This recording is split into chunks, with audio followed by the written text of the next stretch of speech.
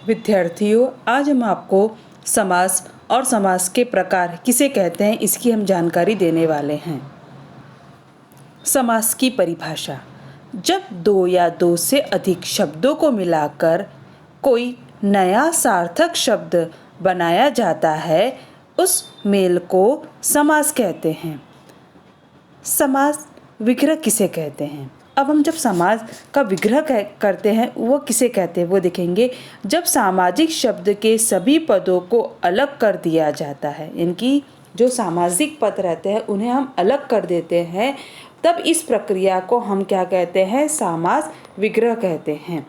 समास के प्रकार: समास के 6 प्रकार होते हैं। पहला है द्विगु समास, दूसरा है तत्पुरुष समास, तीसरा है बहुब्रीहि समास, चौथा है द्वंद्व समास, पांचवा है अवयवी भाव समास और छठवा है कर्मधारय समास।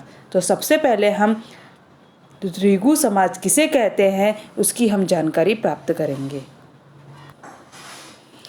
इस समास में सामाजिक पद का पहला पद संख्यावाचक विशेषण होता है तथा किसी समूह विशेष का बोध कराता है।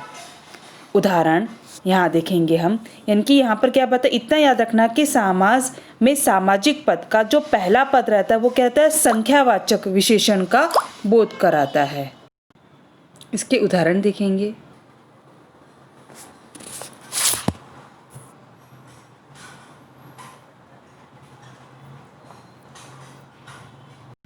दूसरा है तत्पुरुष समास। तत्पुरुष समास किसे कहते हैं पहले हम देखेंगे। तत्पुरुष समास में पद प्रधान होता है। क्या होता है? पद प्रधान होता है। इस समाज में साधारण तथा प्रथम पद विशेषण तथा द्वितीय पद की विशेष्य होता है। द्वितीय पद के विशेष होने के कारण ही इस समाज में उसकी प्रधानता होती है। इसके पहले पद में कर्ता से लेकर अधिकरण कारक तक की ही विभक्तियां वाले पद रह सकते हैं। जैसे कि उदाहरण आप ध्यान से देखोगे, यानी कि यहाँ पर हम क्या बताएगा, इतना आप ध्यान रखना है कि कर्ता से लेकर अधिकरण कारक तक की विभक्तियां वाले पद ही तत्पुरुष समाज के अंतर्गत रहते हैं। यहाँ देखेंगे सबसे पहले क्या दिया है, देश रक्षा। देश रक्षा, देश की रक्षा क्या है? तत्पुरुष समाज। ईश्वर पदत, ईश्वर द्वारा पदत। गौशाला, गौ के लिए शाला।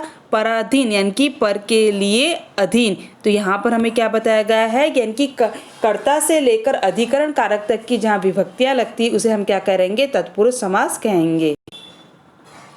तीसरा है बहुब्रीहि समास किसे कहते हैं। यहाँ पर देखेंगे, जिसमें समाज में आए पदों को छोड़कर किसी अन्य पदार्थ की प्रधानता हो उसे हम क्या कहेंगे? बहुब्रीहि समास। यानी कि क्या बताया गया है, जिसमें समाज में आए हुए पद को छोड़कर अन्य पदार्थ की जो पद की प्रधानता बताते हैं उसे हम क्या कहेंगे? बहुब्रीहि समास। जैसे दिया है निशाचर, तो इसका क्या होता है? निशा में विचरण करने वाले अर्थात राक्षस। यानी कि किसको बताया गया है कि समाज में आए पदों को छोड़ के अन्य की प्रधानता बता रहे। किसकी प्रधानता? कि राक्षस की प्रधानता बता रहे। बारहसिंगा, 12 सिंगों वाला। पतझड़, जड़ जाते हैं पत्ते जिस ऋतु में। गजानन, हाथी जैसा मुख है जिसका। तो यहाँ पर क्या अन्य पदार्थ की प्रधानता, पद की प्रधानता मानी जाती, उसे हम क्या कहेंगे? बहुब्रीहि समाज कहेंगे। समाज का चौथा प्रकार है द्वंद्व समाज। द्वंद्व समाज में सभी पद प्रधान होते हैं, यानी कि कोई भी ऐसा पद नहीं, यहाँ पर सभी पद को जहाँ पर हमें प्रधान दिखते हैं उसे हम क्या कहेंगे? द्वंद्व समाज कहेंगे। जैसे सुख दुख, यहाँ पर क्या दिया है? सुख दुख, तो यहाँ पर उसका तर्क है सुख और दुख। तन मन, तन और मन। छोटा बड़ा, छोटा और बड़ा। दाल रोटी, दाल और रोटी, यानी कि यहाँ पर सभी पद को जहाँ महत्व दिया जाता है, पहला पद भी, दूसरा पद भी और अंतिम पद, सभी पद को जब समान अधिकार रहता है या सभी पद प्रधान होते हैं उसे हम क्या कहेंगे? द्वंद्व समाज कहेंगे। पांचवा है अवयवी भाव किसे कहते हैं। जिस समास में पूर्व पद की प्रधानता हो और सामाजिक पद अव्यय हो जाता है, ऐसे समाज को हम क्या कहेंगे? अवयवी भाव समाज कहते हैं। जैसे कि यहाँ पर उदाहरण अच्छे से देखेंगे। पहला दिया गया है आजीवन। क्या दिया गया यहाँ पर? आजीवन। आजीवन यानी कि जीवन भर या जीवन प्रयत्न।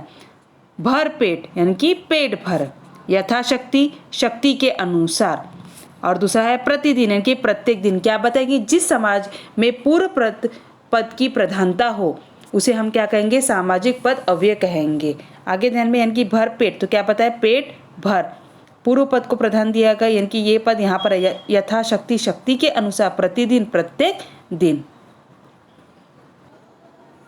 छठवा है कर्मधारय समाज। कर्मधारय समाज में क्या बताया गया है? जिस समास का पहला पद विशेषण और दूसरा पद विशेष्य हो वह कर्मधारय समाज कहलाता है।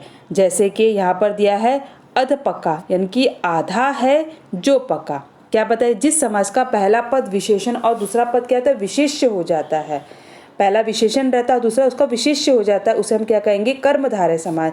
दूसरा दिया प्राण प्रिय यानी कि प्राणों के समान प्रिय। महापुरुष, महान है जो पुरुष।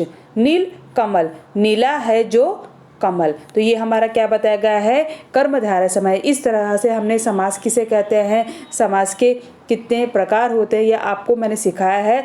विद्यार्थियों, आप प्रत्येक समाज के प्रकार के 2-2 उदाहरण बनाइए।